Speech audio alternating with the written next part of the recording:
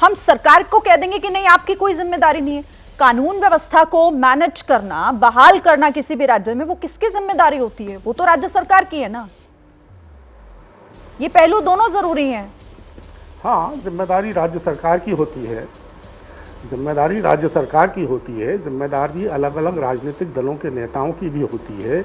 अब जब इस तरह की जिम्मेदारी की बात की जाए तो ब्रजभूषण सिंह जी के मामले में किस किस की जिम्मेदारी है, ऐसे 20 नाम लिए जा सकते हैं। मेरा कहने का मतलब ये है कि इस तरह की घटनाओं को तूल देने के बजाय इस तरह की घटनाओं के पीछे के सामाजिक कारणों को समझा जाना चाहिए और ये देखा जाना चाहिए कि राज्य सरकार या केंद्र की सरकार अपनी जो कानून सम्मत जिम्मेदारी है उसको किस तरह निभा रही है। मुझे लगता है कि इस जो पर्टिकुलर घटना की बात हो रही है इसमें राजस्थान की सरकार ने कोई कोताही अपनी जिम्मेदारी निभाने में नहीं की है।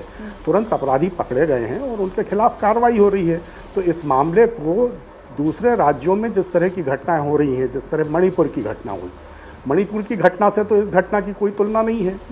तो ये देखने की बात है कि किस तरह की सामाजिक व्यवस्था कहाँ है और इस तरह के अपराधों के पीछे मूलतः क्या नियत और क्या। ठीक है सर, देखिए तुलना कहां तक करना सही, कहां तक गलत, उसमें पढ़ने की जरूरत ही नहीं है। बात इसको लेकर है कि महिला के साथ हैवानियत वहां हुई तो महिला के साथ ही यहां भी हैवानियत हुई है और इसीलिए यह महत्वपूर्ण हो जाता है। हर्षवर्धन त्रिपाठी जी।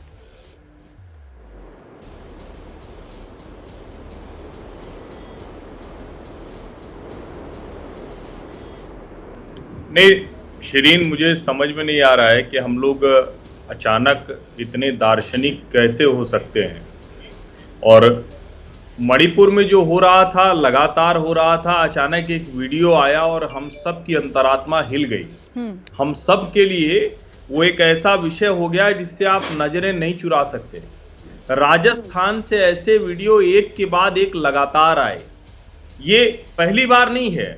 प्रतापगढ़ में जो हुआ ये पहली बार नहीं है। उसके पति ने किया, उसके परिवार वालों ने किया, जो मानसिकता है वो सामने आई। लेकिन एक मामला नहीं है, अलवर, भीलवाड़ा, जयपुर, जोधपुर।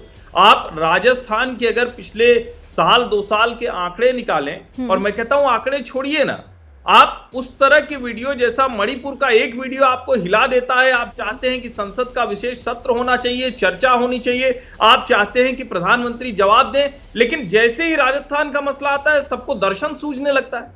क्या महिलाओं की इज्जत के लिए, महिलाओं की जो कहें कि उनकी प्रतिष्ठा कायम रखने के लिए, उनका सम्मान बचाए रखने के लिए भी हमें भाजपा और कांग्रेस की सरकार देखकर करना होगा? बिल्कुल। और जब हम कहते हैं कि कार्रवाई हो गई, कितनी बार कार्रवाई हो गई, ये सचमुच बड़ी चिंता की बात है। अशोक गहलोत जिस कैजुअल अंदाज में राजस्थान में महिला अपराधों पर बात करते हैं, वो चिंता की बात है। इतने कैजुअल अंदाज में कोई मुख्यमंत्री नहीं करता, और वो चाहे दंगे हो या फिर महिलाओं और दलितों के खिलाफ अपराध हो, उसमें अशोक गहलोत का परमानेंट यही व्यवहार रहता है। और उसके बाद वो कहते हैं कि देखिए हमने सब कुछ कर दिया, सब हमारे ऊपर आरोप लगा रहे। अरे देश के दूसरे राज्यों में भी कोई भी ऐसी ही एक घटना होती है और उसके बाद मीडिया से लेकर हर कोई उसी तरह से प्रतिक्रिया देता है, लेकिन वहां किसी मुख्यमंत्री का यह साहस नहीं होता कि वो कहे कि प्रधानमंत्री और गृह मंत्री बोले दूसरे राज्यों में क्या हो रहा है। किसी का यह साहस नहीं होता।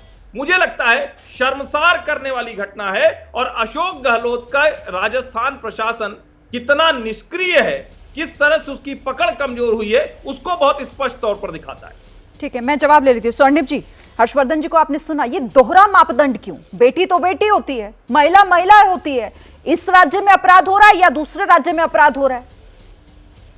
देखिए शिरीन, मैं बिल्कुल हर्षवर्धन जी के बात का जवाब देना चाहता हूँ कि मणिपुर की घटना और राजस्थान की घटना को आप कैसे एक कर सकते हैं। यहाँ राजस्थान की घटना में, राजस्थान में किसी भी अपराध को लेकर के किसी को हमने मौका नहीं दिया कि कोई एक आरोप लगा सके कि अपराधी खुले घूम रहे हैं, अपराधियों के खिलाफ कार्रवाई नहीं हुई। भारतीय जनता पार्टी हो, आम आदमी पार्टी हो या हर्षवर्धन जी जैसे सोशल एक्टिविस्ट, कोई ये आरोप या आंदोलन नहीं चला सका कि हमने कार्रवाई नहीं की हो। जैसे ही घड़ी का काटा दोपहर 2:30 पे आए, बबीता जी का दिल सास बहू साजिश के लिए मचल जाए। और ये है इनकी बहू, पूरे दिन ऑफिस की टेंशन हो जाए गॉन जब ये करें अपना फेवरेट शो फ्री टाइम पे ऑन।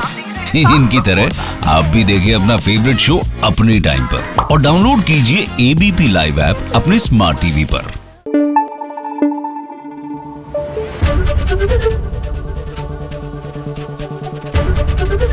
एबीपी न्यूज, आपको रखे आगे।